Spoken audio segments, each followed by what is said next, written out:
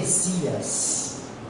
Versículo 19 do capítulo 11 da primeira carta de Paulo para Coríntios. E até importa que haja entre vós heresias, para que os que são sinceros se manifestem entre vós. Buscando o sinônimo da palavra heresia, encontramos divergência em ponto de fé, ou divergência de doutrina religiosa, disparate, absurdo, contrassenso. E dentro deste conceito que veremos algumas passagens que se encontram escritas no livro sagrado, na Bíblia, no Antigo Testamento, no Novo Testamento.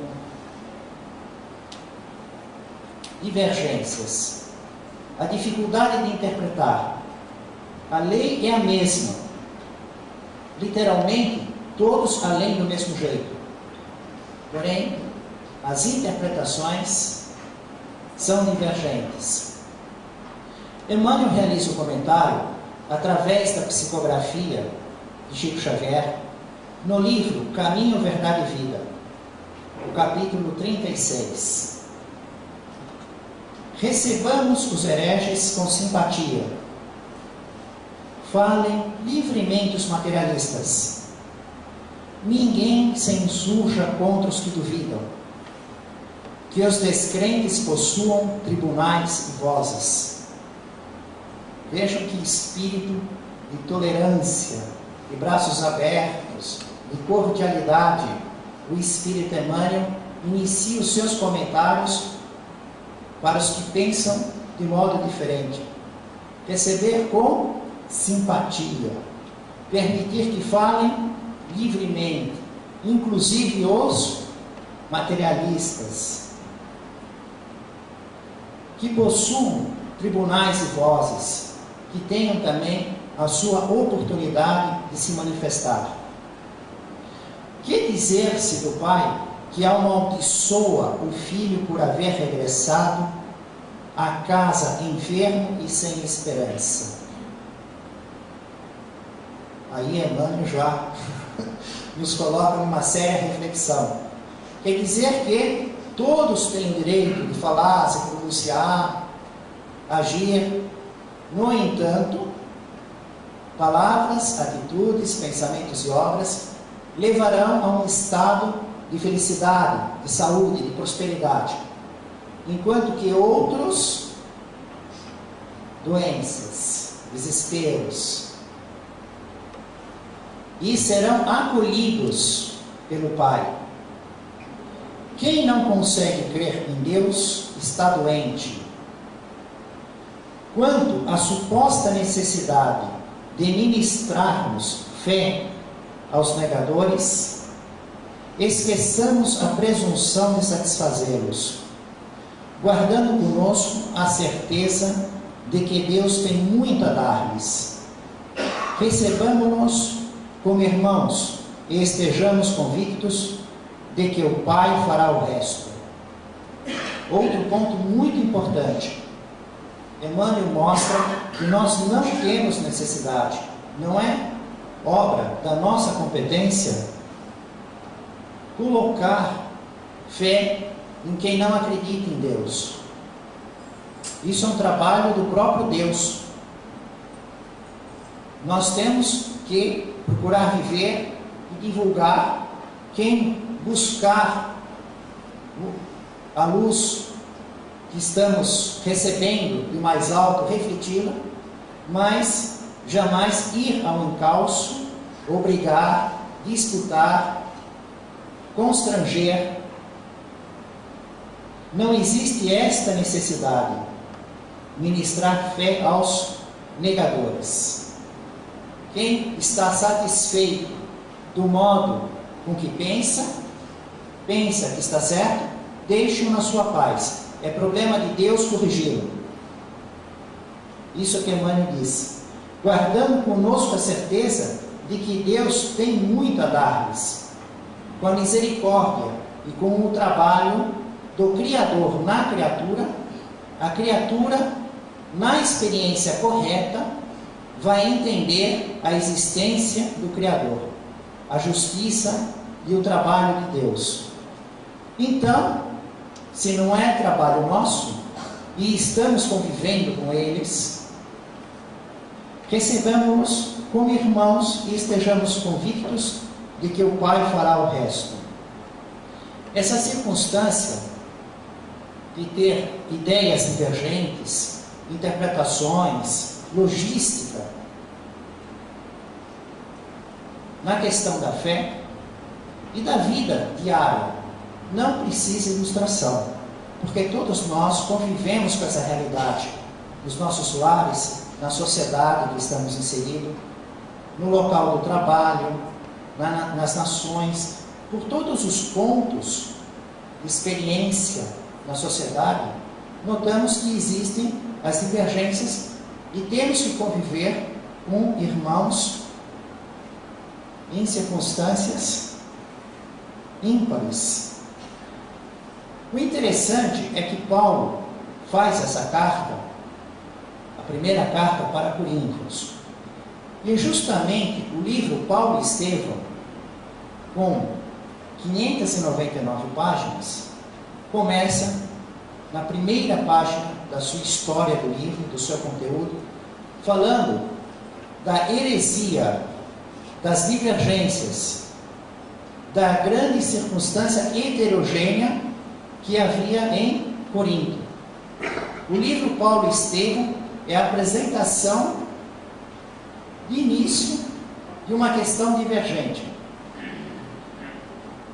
É interessante observar que o livro tem 599 páginas, há uma média de 33 linhas por página, 19.767 linhas aproximadamente, mais de 19.000 páginas, 19.767, mais de 19.000 páginas. A primeira página, como tem aquele espaço recuado assim, né, do título e tal, a primeira página, temos apenas 25 linhas. Só que nas 25 linhas, estou com a cópia da primeira página, porque o livro é muito grosso, para não me sobrecarregar aqui o texto, né? Nós temos 11 fatos, em 25 linhas, nós temos 11 fatos verificáveis pela nossa academia, que falam a respeito de datas, de pessoas que estavam no poder, que substituíram a outros, de estilo de reforma, quem entrou, que fez como fez.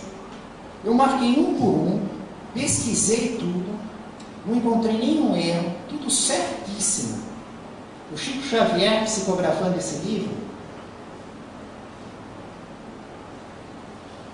simplesmente para a formação do ensino primário na época, do grupo São José, na cidade de Pedro Leopoldo, todos esses fatos históricos, Lúcio Múmio, Júlio César, 46 anos antes de Cristo, 100 anos, a cidade destruída sem reforma, o estilo helênico, todos os detalhes exatos, mas há uma nota, um centro que se destaca, que é exatamente a questão da divergência de pensamento, porque a cidade foi destruída e reconstruída misturando estilo.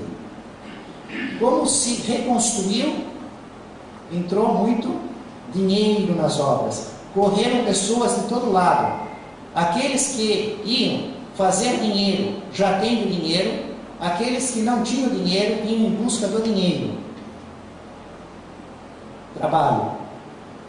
Com a crença toda misturada, a crença nos vários deuses,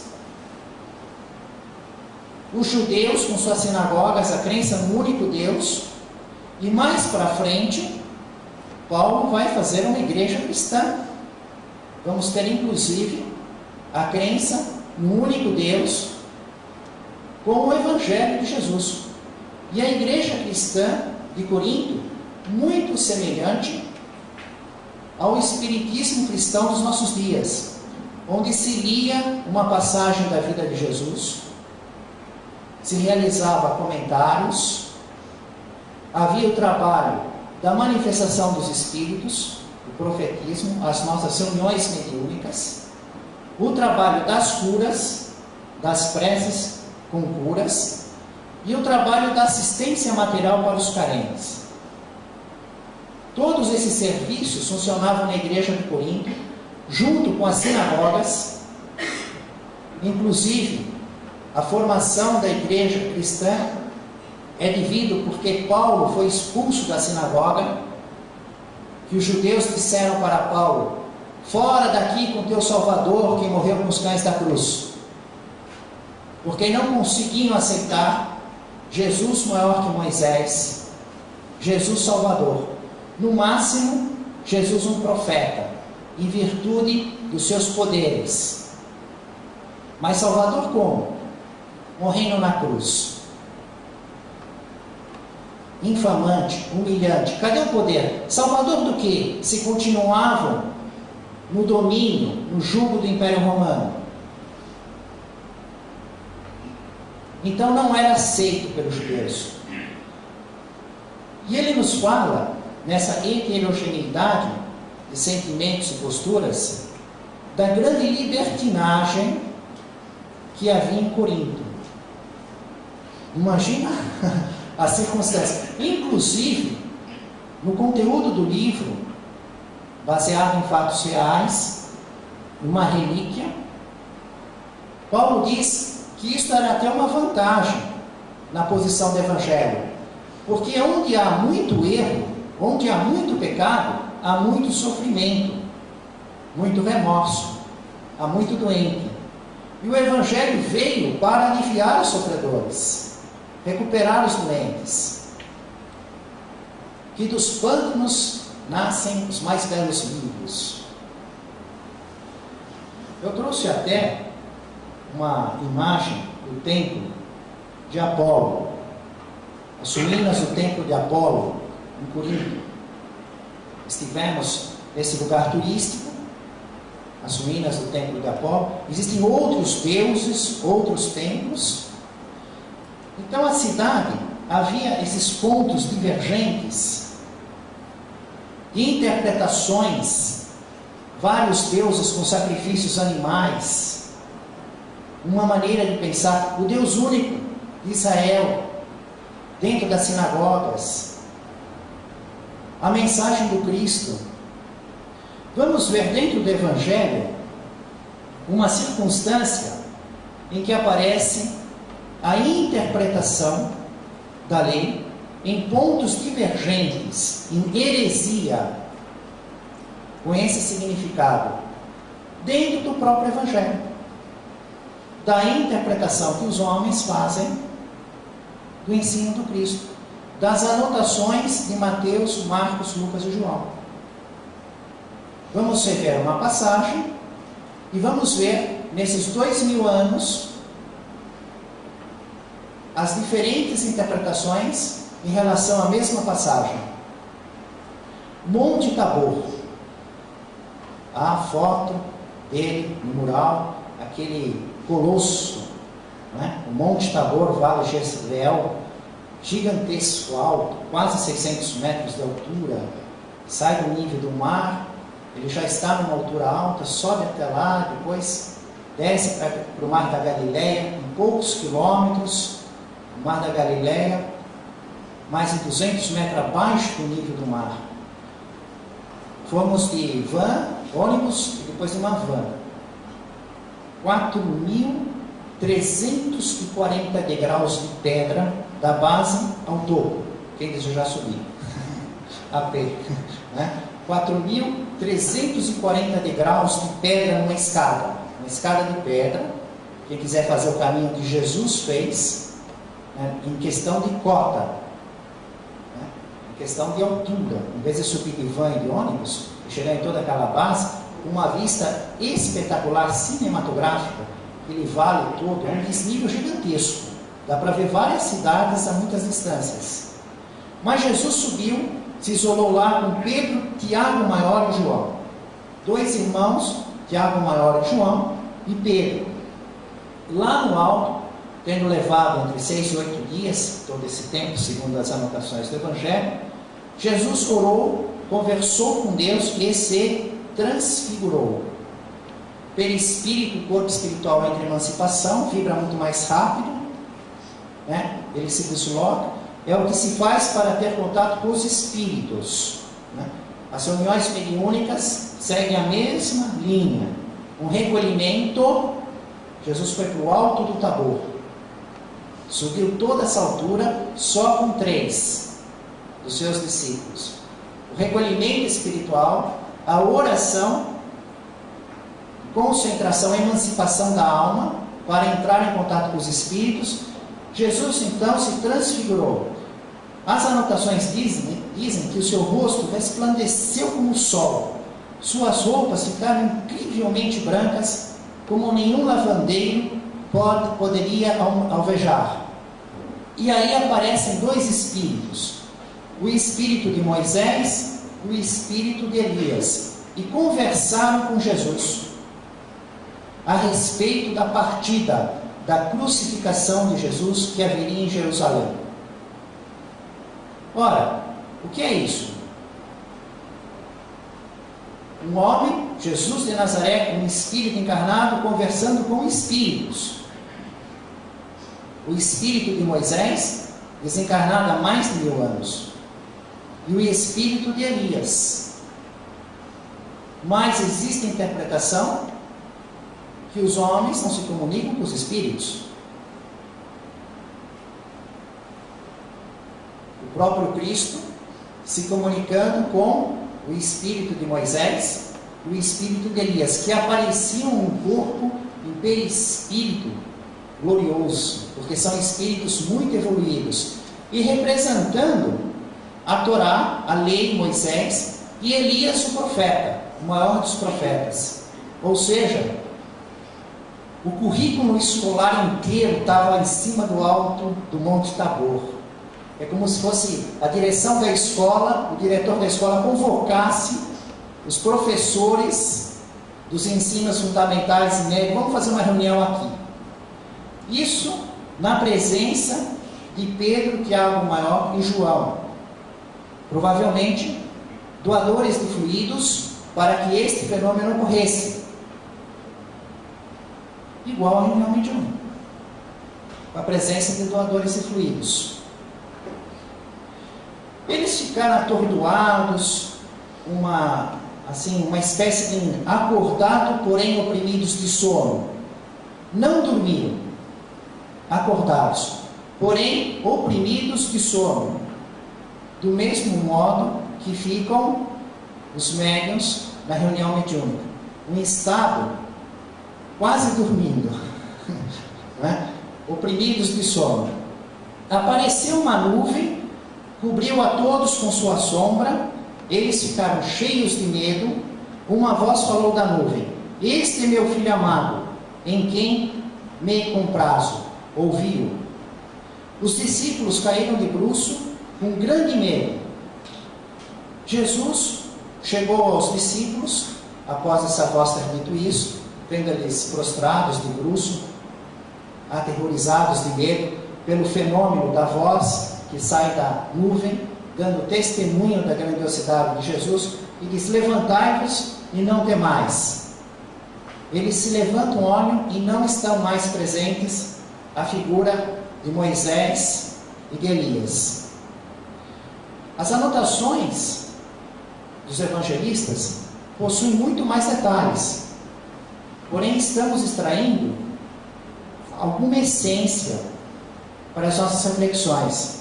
Temos, por exemplo, antes desse momento, que Pedro diz: é bom que estejam aqui, vamos fazer 3 tendas. Inclusive, a igreja construída para venerar esta passagem do Evangelho se baseia nesta parte, nas 3 tendas, e faz uma arquitetura lembrando 3 tendas em homenagem a Moisés, Elias e Jesus, que ficariam nas tendas.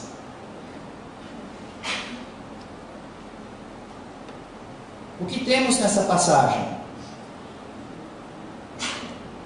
A nuvem. Um símbolo muito forte. Deus fala no momento em que há a nuvem que encobre a todos. E Emmanuel nos traz esse símbolo dizendo que toda vez que a nossa vida caminhar para uma circunstância de que seremos encobertos pelas nuvens, né? Nossa vida está um céu azul, saúde maravilhosa, dinheiro farto, relação afetiva boa, céu claro, de repente tempestade a bordo, perde emprego, exame no médico dá o diagnóstico de doença, tratamento, separação conjugal, perda de ente querido. Há uma nuvem que nos encobre e nos traz medo. E aí, nesse momento, é que Deus se utiliza para falar. Deus não fala quando o céu está claro, totalmente claro. Deus fala quando está a nuvem. Então, toda vez que a tormenta vier na nossa vida, espiritualmente, temos que estar preparados, porque Deus vai falar conosco. Temos que ouvi-lo para aproveitar a sua mensagem. Então, os discípulos perguntaram para Jesus na descida: por que dizem os escribas que é preciso que Elias venha primeiro? Porque na vinda do Cristo, do Messias, Malaquias, o profeta Malaquias, capítulo 3, versículo 23 e 24, diz que antes de vir o Messias, Elias tinha que voltar.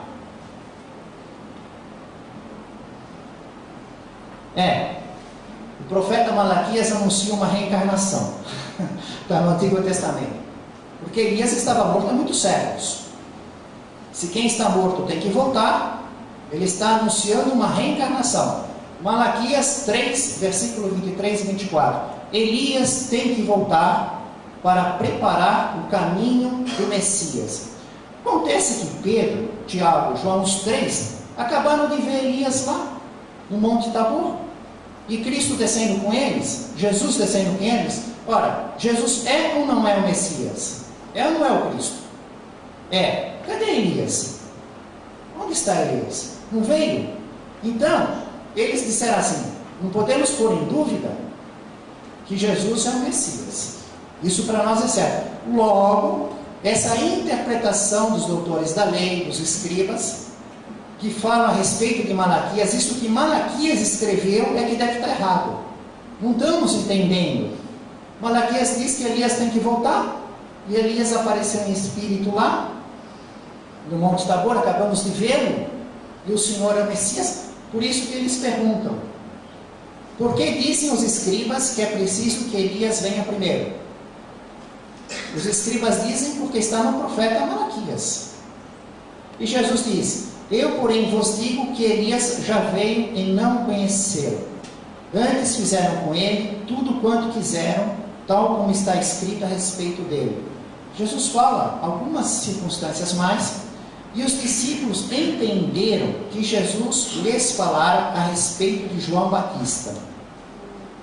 Está escrito nos evangelhos, né? Então o próprio evangelho diz que Pedro, Tiago maior e João entenderam que João Batista foi a reencarnação de Elias. Quando o Espírito se mostra, ele se mostra com o aspecto de Elias. Mas ele teve as duas vidas.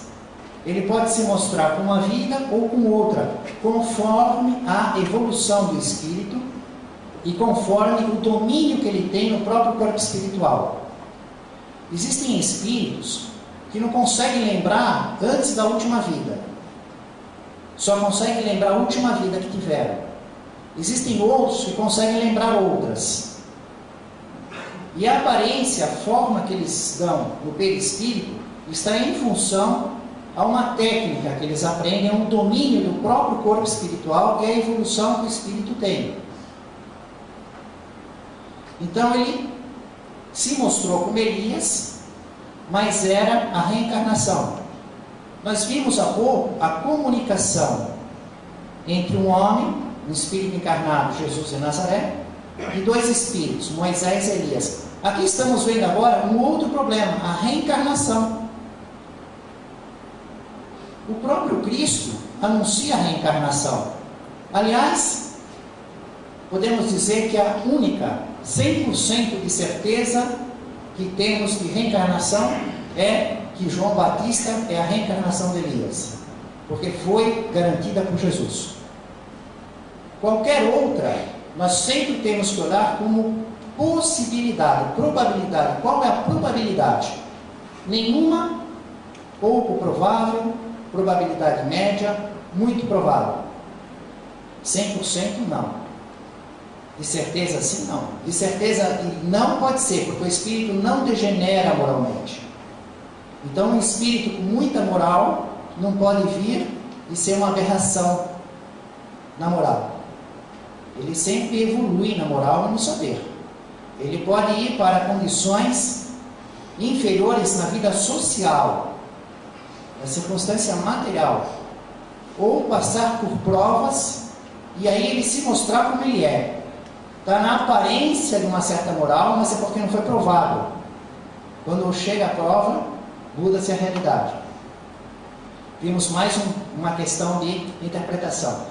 No próprio Evangelho, o anjo Gabriel anuncia para Zacarias: Isabel, tua mulher, dará à luz a um filho, a quem chamarás João, que vai ser João Batista. Ele não beberá vinho ou qualquer bebida forte, estará pleno do Espírito Santo, desde o ventre de sua mãe, e ainda reconduzirá muitos filhos de Israel ao Senhor, seu Deus. Ele os precederá com o espírito e o poder de Elias, a fim de preparar para o Senhor um povo decidido.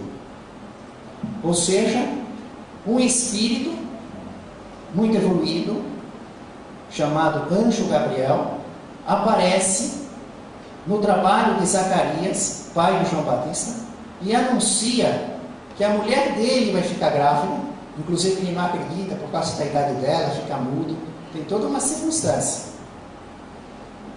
Que ele vai ter um filho, está por o nome de João, que é a reencarnação do profeta Elias, que vai preparar aquela sala fundamental, os discípulos, para Jesus, o Messias. Na Revista Espírita, no ano de 1863, nós vamos encontrar uma matéria que foi uma disputa. Acabamos de ver com Emmanuel que não se deve fazer disputas, contendas, brigas, mas ocorreu na época de Kardec. Um espírita que se relacionava com Allan Kardec por meio de cartas, brigou com o cura local da igreja local, né? E aí a questão era a reencarnação, o profeta Elias e João Batista. Houve a maior disputa.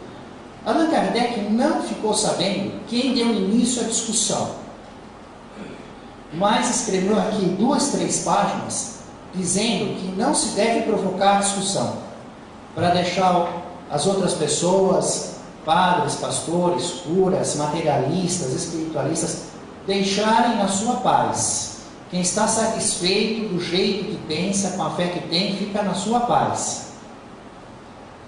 Quem vem ao nosso encontro, e aí quer saber como é que raciocinamos, tudo bem, aí expõe. Divulgar informalmente, como ele fazia nos livros. Quem quer comprar, compra, quem não quer comprar, não compra, quem quer ouvir, ouve, quem não quer ouvir, não ouve.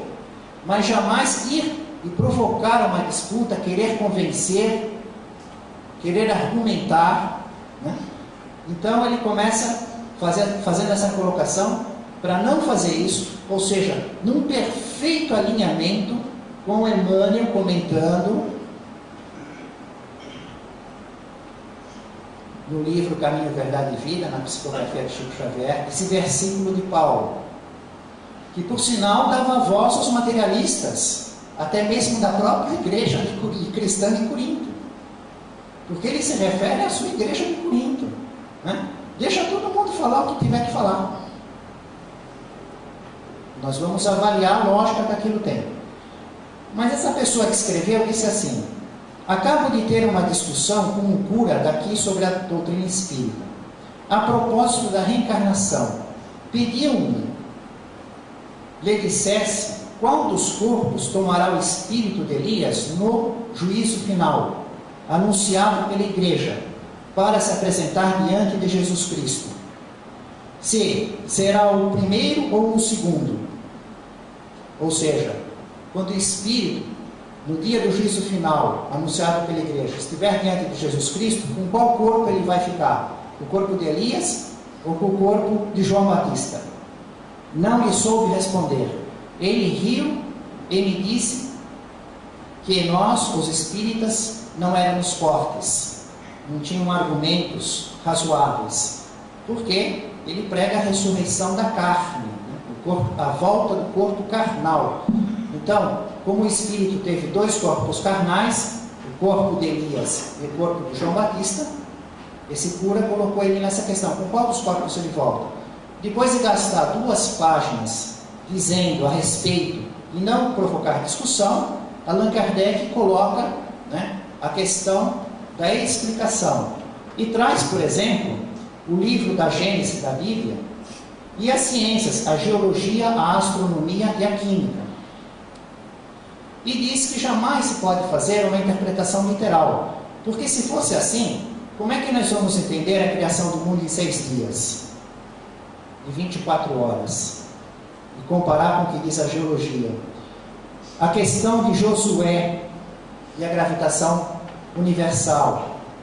E, mais um que estamos falando, do mesmo modo que a igreja, o senhor cura, não contava com essas ciências que contradizem uma interpretação literal, a química também desmonta essa colocação da ressurreição em corpo carnal. Allan Kardec escreve assim: é verdade que a química é uma ciência diabólica, como todas as que fazem ver claro, onde queriam que se visse isso tudo. Mas, seja qual for a sua origem, ela nos ensina uma coisa positiva: é que o corpo do homem, assim como todas as substâncias orgânicas, animais e vegetais, é composto de elementos diversos.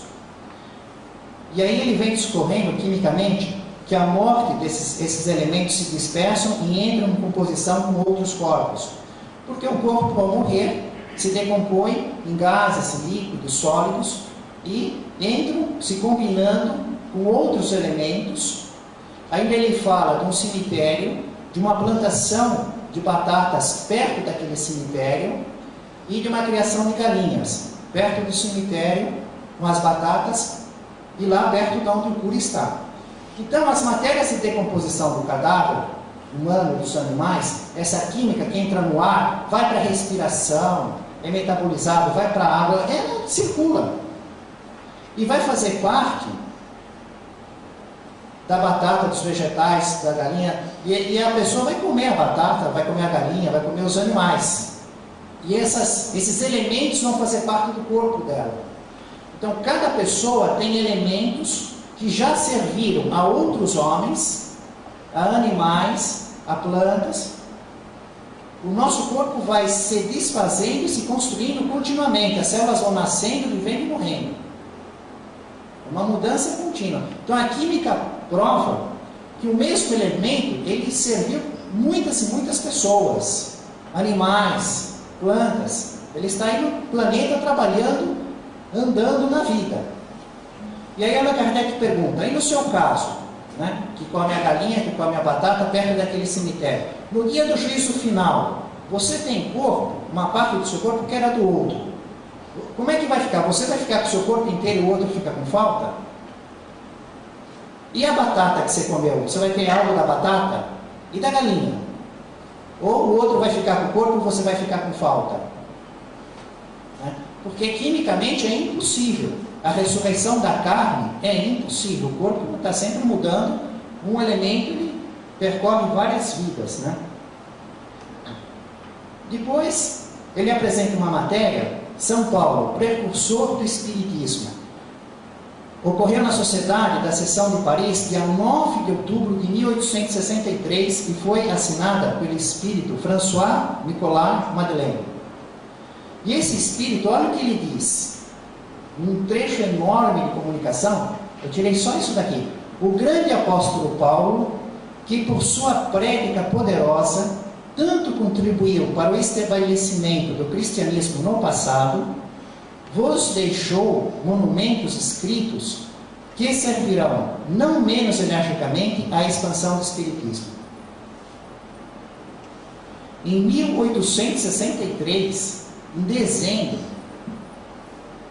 esse espírito na Sociedade Parisiense de Estudos Espíritas estava dizendo que os escritos de Paulo, as cartas de Paulo, a vida de Paulo, ia ser uma fonte enorme de expansão do espiritismo. Logo, da impressão que ele sabia que ia haver o livro Paulo Estevam. Da impressão que ele sabia que o Espírito Emmanuel ia realizar centenas de comentários das cartas de Paulo. Centenas por quê? Porque o Emmanuel retira do Evangelho, dos Atos dos Apóstolos, versículos e realiza comentários nos livros Fonte Viva, Caminho, Verdade e Vida, Pão Nosso, Vinha de Luz, Palavras de Vida Eterna, Livro da Esperança, Ceifa de Luz, talvez algum outro. Mas nesses livros já dá mais de 1000 comentários. Por sinal, nós estamos seguindo isso. Eu marco um por um, né? Essa é a palestra 243, e a primeira desses mais de 1000 estudos de Emmanuel foi a 207. Então já realizamos aqui 43 menos 7. Não é? Então nessas mais de 1000 estudos de Emmanuel, mais de 100, centenas, é das cartas de Paulo, inclusive a de hoje. É um versículo da carta de Paulo para Coríntios. Só que esse espírito está lá na Sociedade de Paris há 150 anos, aproximadamente, há 150 anos atrás, falando o futuro do espiritismo, vai haver uma grande expansão. Quem lê o livro Paulo Estevam é quase certo que fica espírita.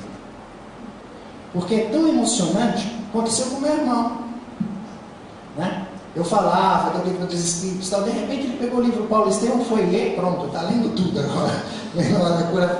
Não tem coração que resiste, porque aquela linguagem, ela vai bem para o início, né? Para o ensino fundamental, assim, ela fala bem daquela coisa. Então quase todos têm possibilidade de compreender. O único desafio é que o livro tem 599 páginas, é um livro grosso. A pessoa fala, nossa, mas é um livro tão grosso. Só que quando começa a ler, é difícil parar. Ele vai. E uma quantidade de detalhes anunciados. Eu estive lá, verificando em Corinto, para ver se eu descobri algum erro das inscrições, né? Porque eu não separei tudo, tal. Fui lá para a Turquia, para a Grécia, fiz Turquia e Grécia, lá na Grécia. E aí fiquei, mas ele falou isso, ele falou da via pública, ele falou sobre ela, mas não tem uma peninha de erro. Ainda pegamos o dicionário histórico geográfico, que é editado pela FEB, um pesquisador que foi ver minúcias, não só desse livro, como dos outros romances de Emmanuel. É impressionante.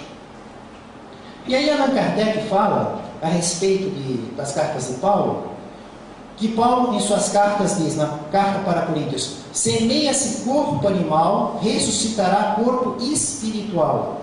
Se há corpo animal, há também corpo espiritual. Isso é Paulo escrevendo. Interpretação, ressurreição da carne. Heresia, ponto divergente. Interpretação, corpo espiritual, perispírito. Na mesma letra. A carta é igual para todos. E agora digo isto, irmãos, que carne e sangue não podem herdar o reino de Deus. Ressurreição da carne. Carne e sangue não podem herdar o reino de Deus. Interpretação, pontos divergentes. Bom, No fim dessa matéria, eu achei algo tão curioso que Allan Kardec colocou. Teve um irmão que fez um catecismo filosófico da igreja. Só que ele fez uma conta intricada, porque ele acreditando na ressurreição da carne e acreditando que todos iriam ficar no vale de Josafá. Vale de Josafá, ele fez uma conta de quantos homens houveram no mundo desde Adão até aquela época, no ano 1863, e todos fazendo a ressurreição de carne, no dia que o juízo final estivesse próximo, fazendo a ressurreição da carne, todos os homens, desde o primeiro homem Adão, até aquele dia, em 1863, e cabendo no vale de Josafá. Quando eu estive lá, eu falei, o que é esse vale de Josafá? Né? Eu fui entrar na Google pesquisar, é o Vale do Cedron. Tem o Monte das Oliveiras, Vale do Cedron, e o Templo Monte Moriá, aquele espaço lá. E ele fez uma conta provando que era possível caber com um certo conforto. Agora, eu queria ver como é que ele fez essa conta, porque naquela época, eu entrei para ver a população mundial, 1863 tinha mais de 1 bilhão, menos 2 bilhões na Terra. Mas juntar de Adão até esse número naquela época, 1,5 bilhão, vamos supor, quantos bilhões dariam? E como é que podia ter esses bilhões de pessoas em ressurreição de carne naquele vale? Que conta ele fez é a mesma mágica dessa interpretação que faz a ressurreição da carne. Isso pode ser, porque não tem condição nenhuma. Imagina hoje, imagina se fosse assim. Hoje estamos em 7 bilhões. Mas quantos homens, quantos corpos carnais existiram de Adão até hoje? E se tudo isso fosse ressuscitar na carne? Quantos bilhões seriam? Né? Imaginando que a felicidade seria viver aqui na Terra. A Terra ia virar o paraíso, ia voltar a viver com o corpo de carne aqui. É na mesma letra. O Evangelho, a Bíblia, o Antigo Testamento, o Novo Testamento é igual para todos. Revelação espiritual, da produção mediúnica de Chico Xavier, um aval de Chico Xavier. Nicodemos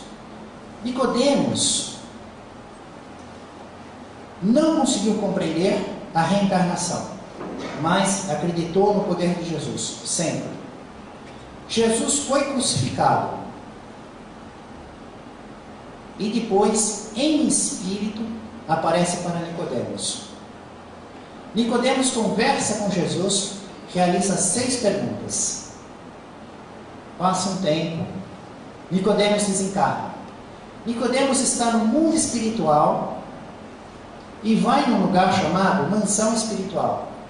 Quem está presente na mansão espiritual é o espírito Humberto de Campos, que também assina como irmão X. Então, Humberto de Campos, espírito, na mansão espiritual, junto com outros espíritos, assiste um testemunho próprio do espírito Nicodemos, falando da sua vida encarnado, onde ele marca que o grande Nicodemos, nos primeiros dias do Evangelho, passou a contar-nos, ele não deixa nenhuma dúvida, né? De quando ele estava vivo, de uma visão que ele teve, uma conversa com o Espírito de Jesus. Foi inclusive depois que Jesus aparece para os 500 da Galileia, que Jesus aparece primeiro para Maria Madalena, depois para os discípulos, para Tomé, São Tomé, com Tomé e tal. Num certo momento, em espírito, Jesus aparece no Sermão da Montanha, no Mar da Galileia, na revelação mediúnica de Chico Xavier, foi lá o local, para 500 pessoas juntas, viram o Espírito de Jesus. Nicodemos estava lá, entre esses 500.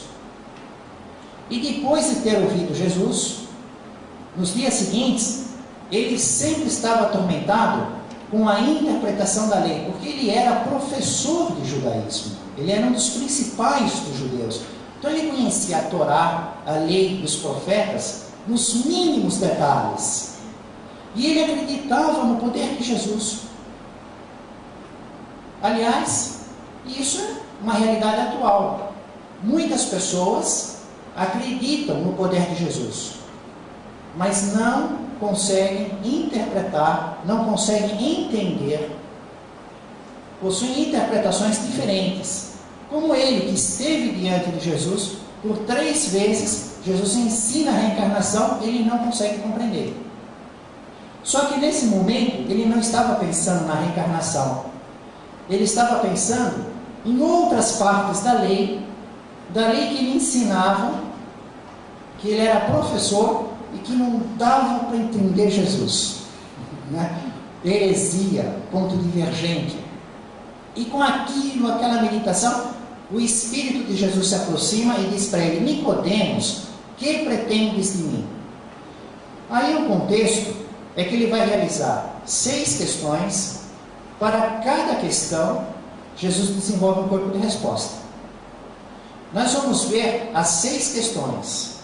Em vez de analisar também cada resposta de cada questão, porque seria uma palestra de quase 1 hora, nós vamos ver um pequeno resumo só depois da última pergunta, que esclarece um contexto geral.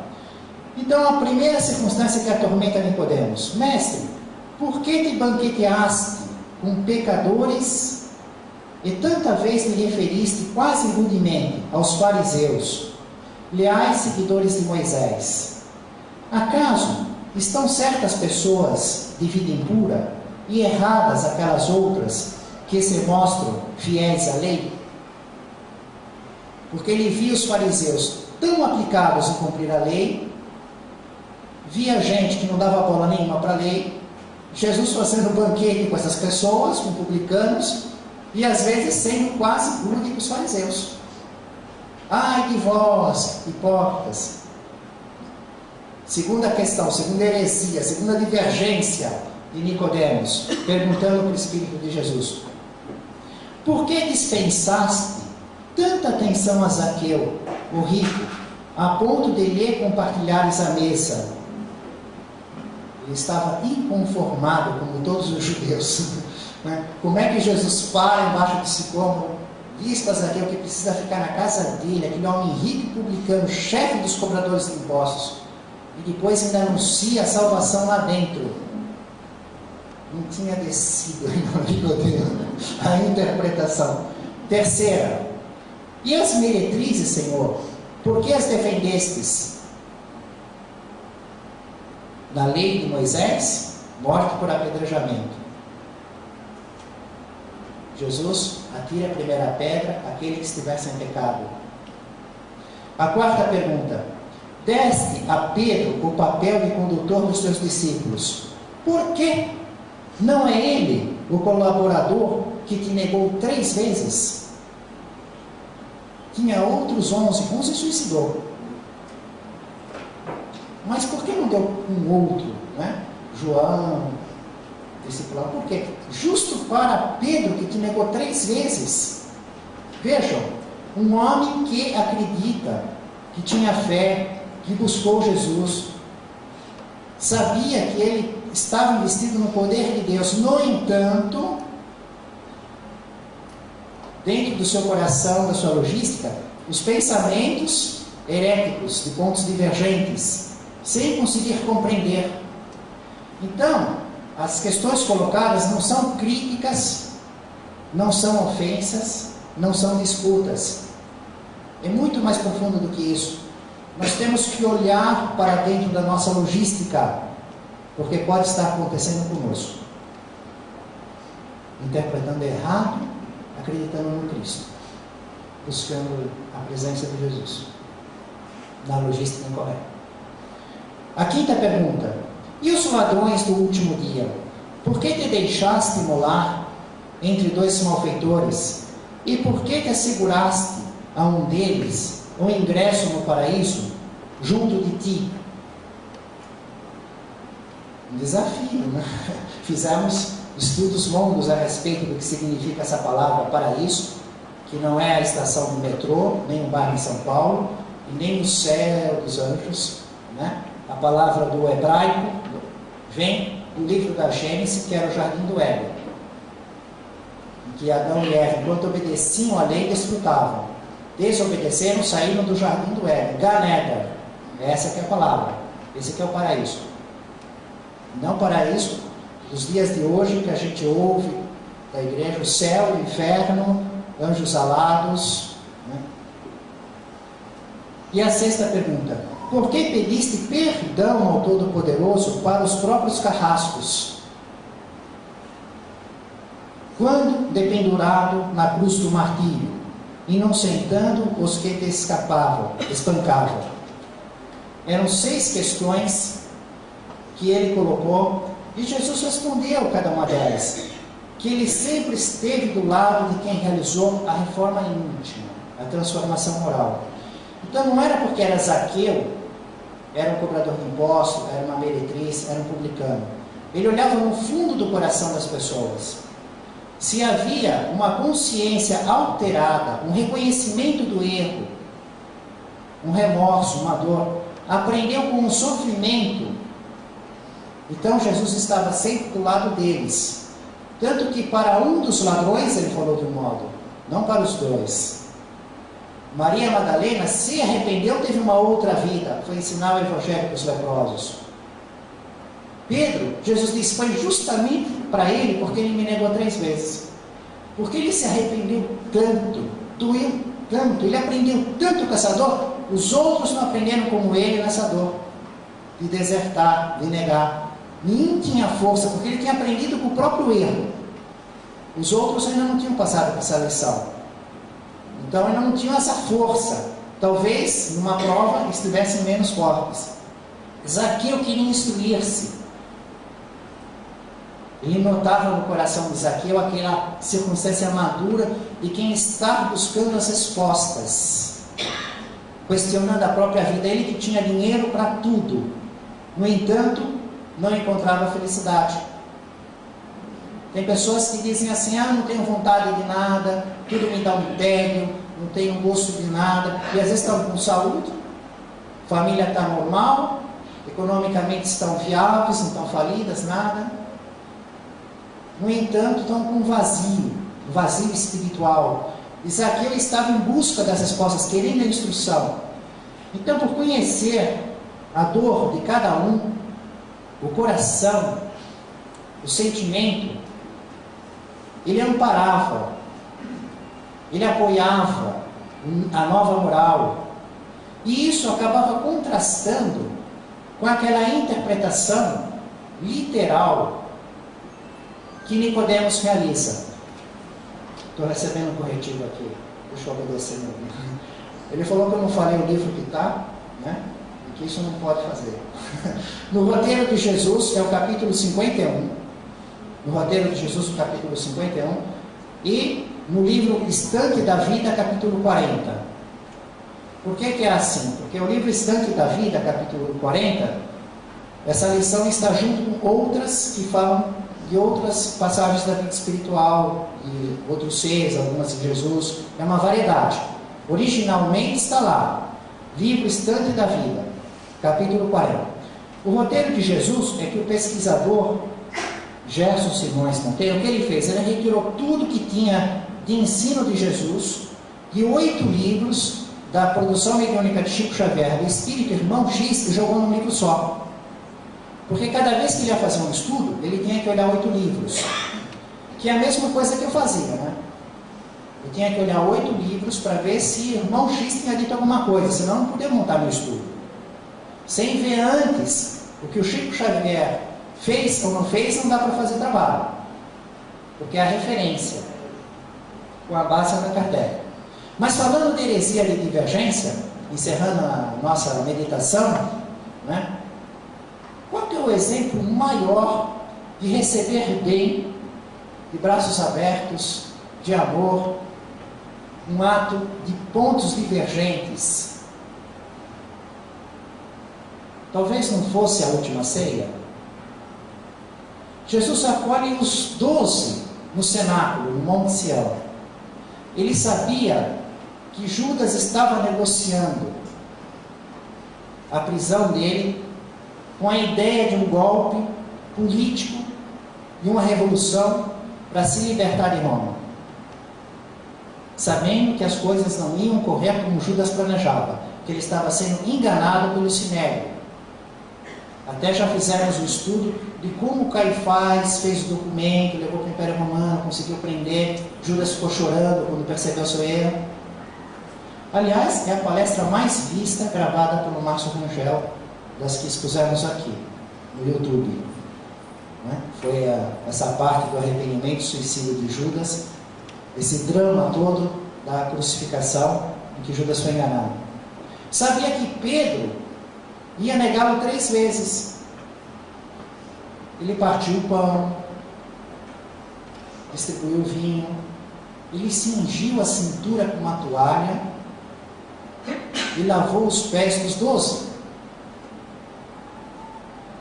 Sem mais palavras. Família espiritual de Jesus, no caminho do reino dos céus, em nome do Mestre Jesus, louvado seja Deus.